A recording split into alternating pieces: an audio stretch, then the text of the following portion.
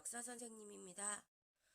제가 직접 여러분들에게 강의를 찍어 보내드리고 싶었지만 점점 목 상태가 좋지 않아 계속 강의를 찍는데 무리가 있어 예전에 찍었던 영상들을 보내게 됩니다. 화질이 나쁘고 조금 보기 불편하겠지만 조금 양해해 주시기 바랍니다. 건강한 모습으로 다시 만날 때까지 열공해 주시고요. 졸리고 어렵고 힘들어도 우리 장평중학교 2학년 학생들 모두 화이팅 해주세요. 화이팅!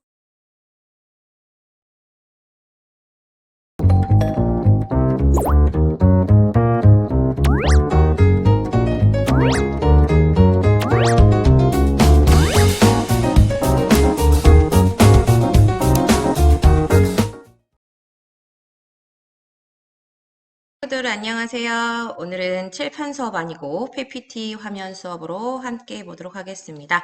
오늘은 교과서에 줄을 치면서 함께 내용을 정리하는 시간을 가질 건데요. 교과서는 25페이지를 펴두시면 되겠습니다. 아직 교과서 못 찾아온 사람, 교과서가 집에 없는 사람들은 빨리 찾아오시고 없으신 분들은 우선 이 화면을 통해서 내용을 정리하시기 바랍니다. 자, 그러면 본격적인 진도 출발합니다. 자, 오늘은 인도와 중국에서의 문명에 대해서 이야기할 건데요. 제가 먼저 인도 문명에 대한 설명을 하기 전에 30초간 시간을 드리겠습니다. 30초 동안 지금 여기 보이는 이 인도 문명에서 우리 문명의 공통점 몇 가지 있었죠? 큰 강이다, 뭐 평야다, 농사가 잘 된다, 뭐 문자가 있다. 이런 공통적인 특징을 스스로 한번 읽으시면서 줄치고 찾아보는 시간 갖겠습니다. 자, 지금으로부터 30초간 시간 드립니다. 준비, 스타트!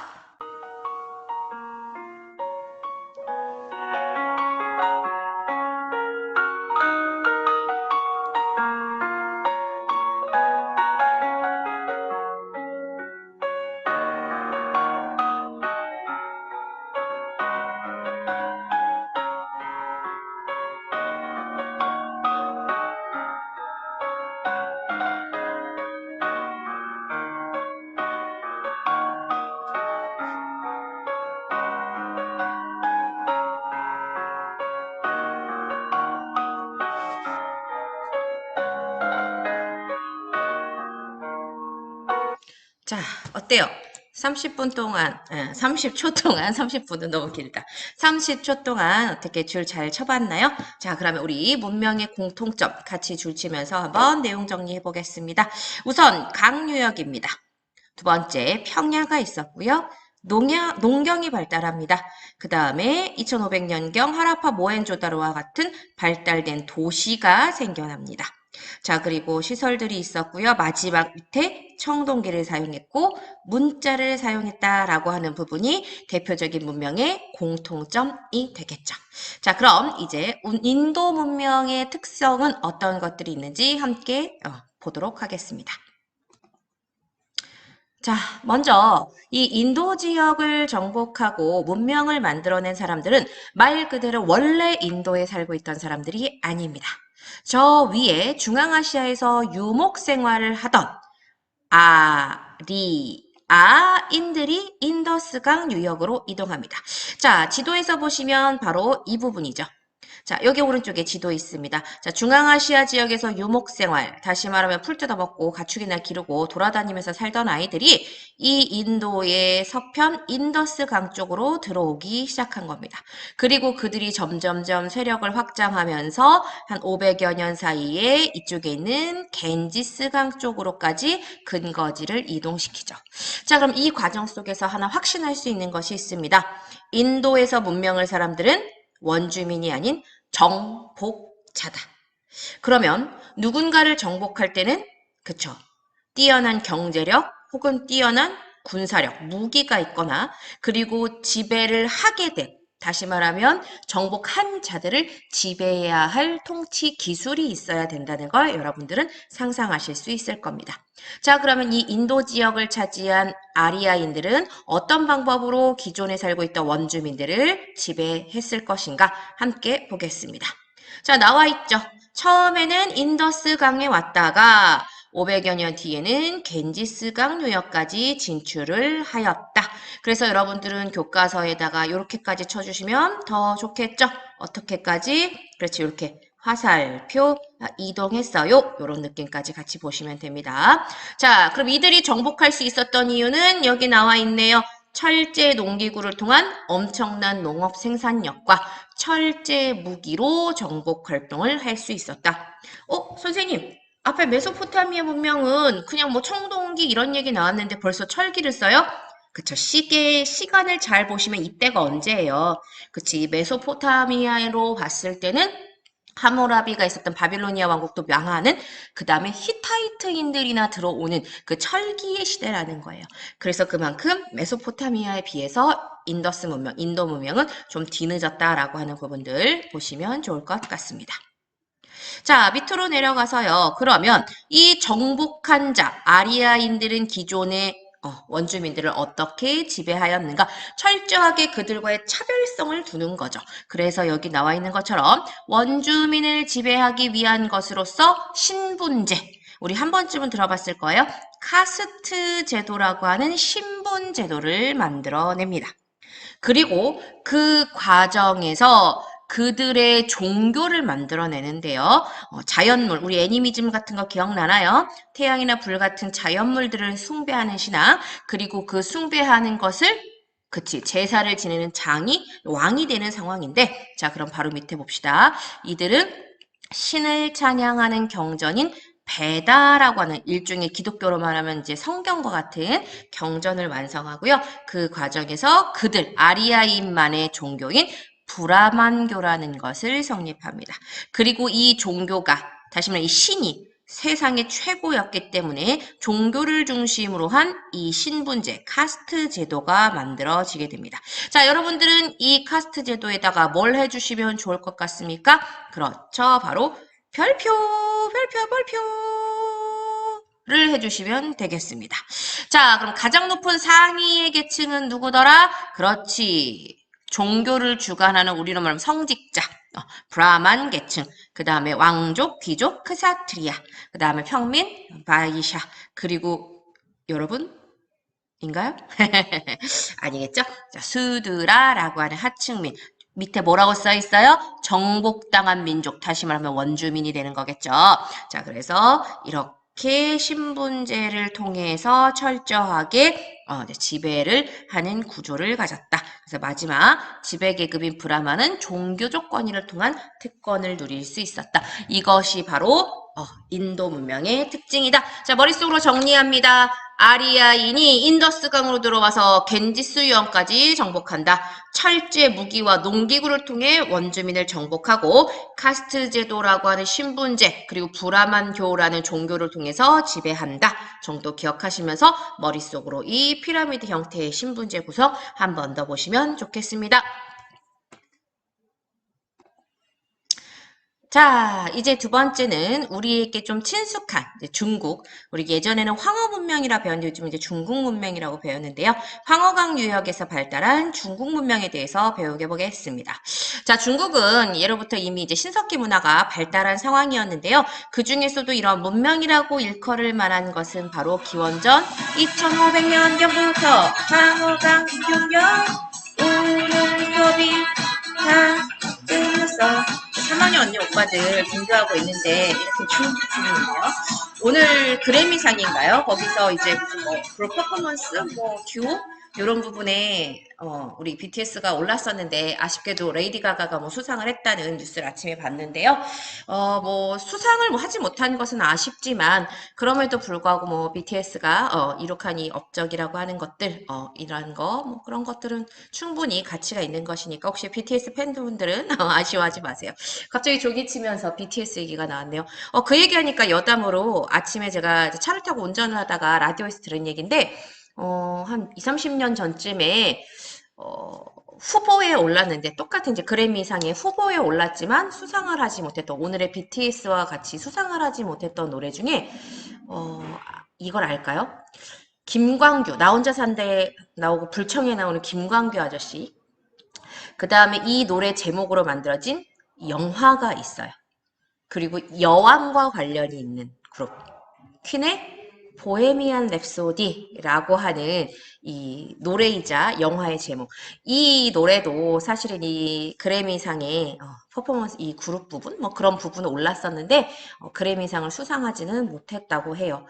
그러면 BTS가 수상은 하지 못했지만 어느 정도의 영향력인지 이 퀸이 보헤미안 랩소디로도 수상을 하지 못할 정도의 이 그래미라고 하는 그 문턱 같은 것들이 높겠구나 하는 부분들도 한번 그리고 그들의 BTS의 위상 뭐 이런 것도 한번 생각해 보면 좋겠습니다. 헐 너무 강으로 빠져나갔네요. 어쨌든 돌아와서 자 우리 실시간 느낌으로 하는 느낌 나쁘지 않죠? 나만 좋은가?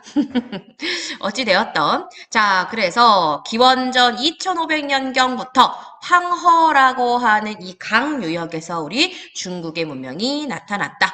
당연히 문명의 시작이니까 이들의 도구는 청동기 그 다음에 문자 사용했다. 요런 느낌 기억하시면 됩니다. 자 그러면 이 황허강 지역에 만들어진 가장 최초의 국가 상나라.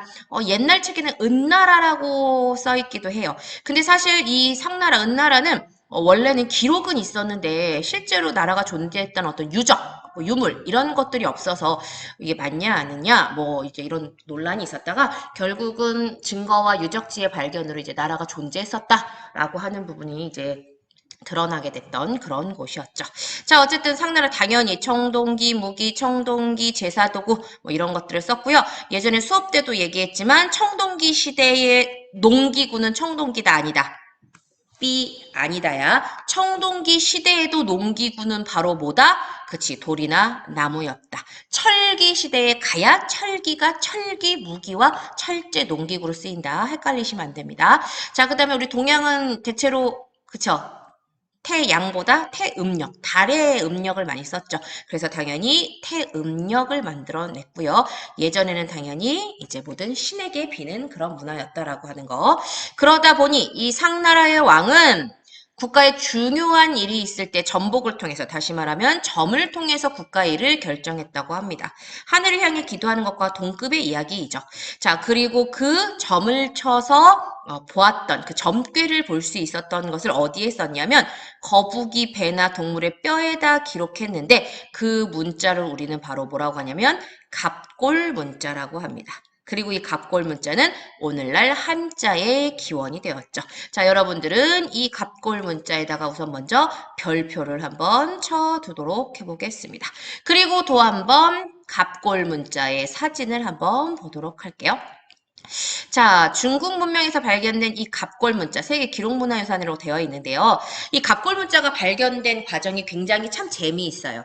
거의 청나라 시기, 중국의 청나라 시기니까 이 갑골 문자가 쓰여지고 나서부터도 몇천 년이 지난 날, 그때 당시 이제 중국의 대학 총장 정도를 하고 있던 사람이 이제 몸이 굉장히 아팠대요. 그래서 이제 그 사람 밑에서 요즘으로 말하면 이제 조교처럼 이제 배우기도 하고 학식을 나누던 어떤 한 사람에게 나 몸이 아프니까 좀 몸에 좋은 약 없니? 했더니 이 사람이 어디서 소문에 이런 뭐 용골이라고 해서 뭐 동물의 뼈나 이런 것들을 이제 다려 먹으면 좋다라는 얘기를 듣고 한약방에 가서 이제 거북이 등뼈 이런 동물 뼈를 가지고 왔대요. 근데 이 사람들이 이제 똑똑한 사람들이고 원래도 이 상나라와 관련된 문화 뭐 이런 기록 이런 것들을 연구하던 사람들이었던 거예요.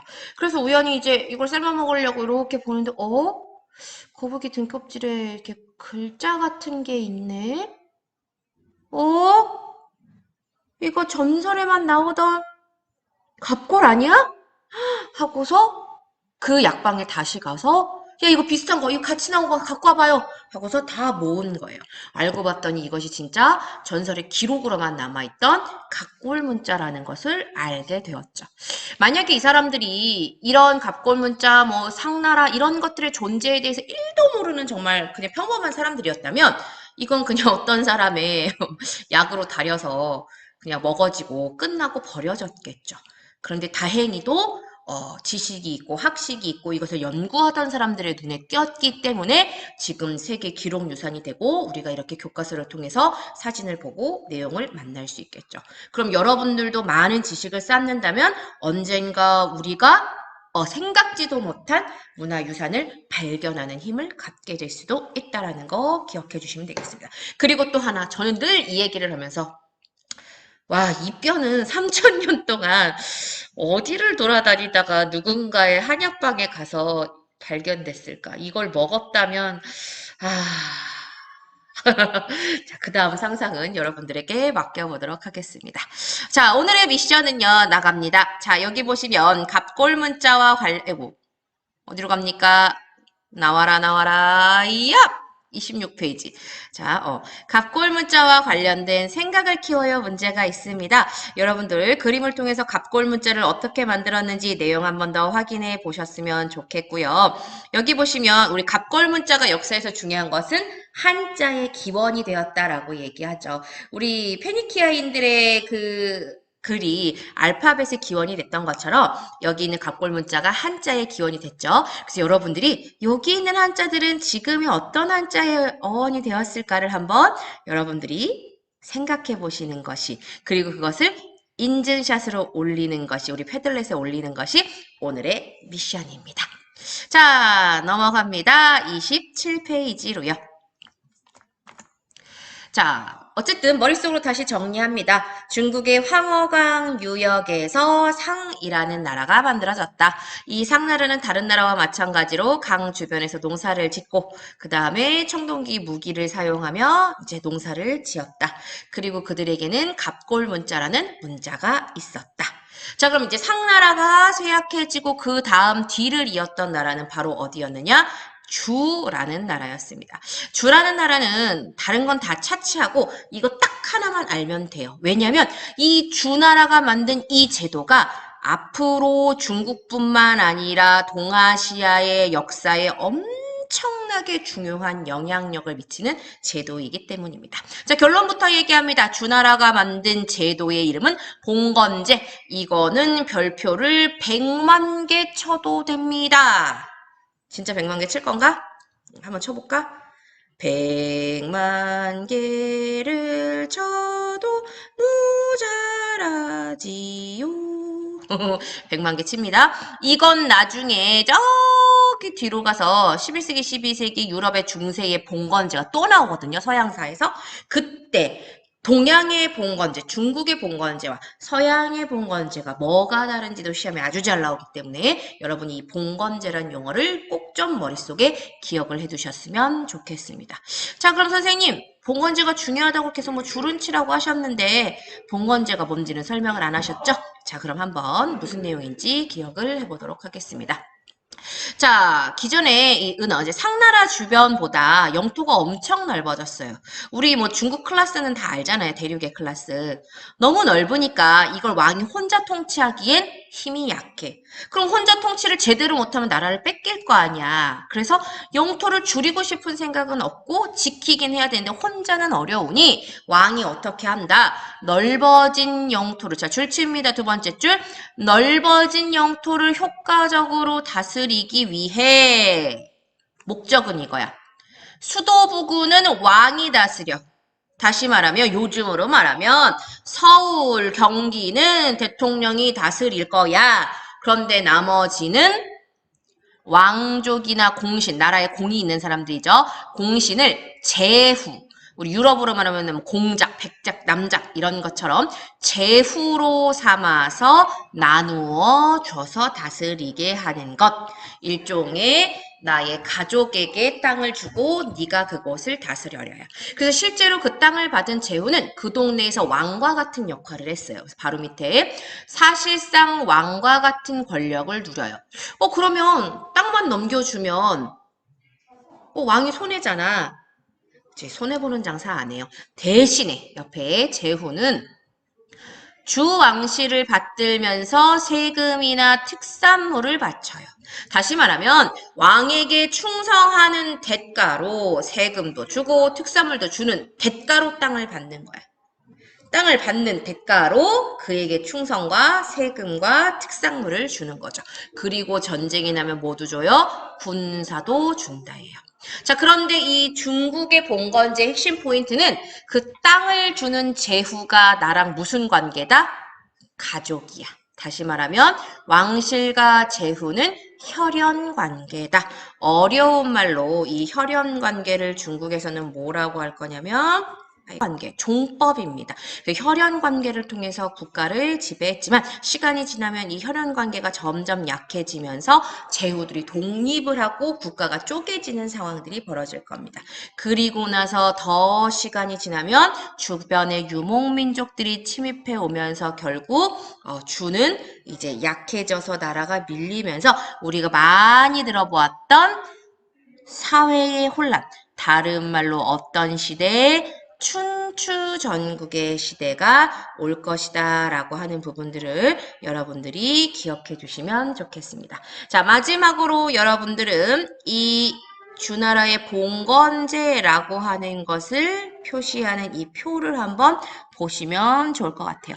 자, 왕이 제후에게 땅을 주면 제후는 충성과 세금, 군역을 바친다. 그리고 이들의 관계는 어떤 관계다? 그렇지. 종법을 통한 혈연 관계다. 정도 기억하시면 좋을 것 같아요. 서양에도 봉건제 똑같아. 땅을 주면 충성과 세금과 군역을 주는 똑같은 봉건제를 나중에 할 건데요. 동양과 서양의 차이점이 딱 하나 있어요. 동양은 혈연 관계. 서양은 혈연, 가족 관계가 아니라 계약 관계. 땅 줄 테니 충성해, 충성 안 하면 배신. 우리가 가족은 배신해도 뭐 함부로 그러지 않잖아요. 그러니까 오히려 더 끈끈한 것이었다라고 하는 부분들 기억해 주시면 되겠습니다. 자, 아까 왼쪽에 있었던 거 인증샷 미션이었죠? 자, 여기 있는 이 스스로 확인하기도 같이 풀어주시면 더욱더 좋겠죠? 자, 그러면 여러분 여기까지가 오늘 배웠던 내용이고요. 오늘 마무리하고 다음 시간엔 또 새로운 내용으로 만나보도록 하겠습니다. 자, 다음에는 칠판일까요? 화면일까요? 그걸 또 점 찍어보면서 다음엔 안녕!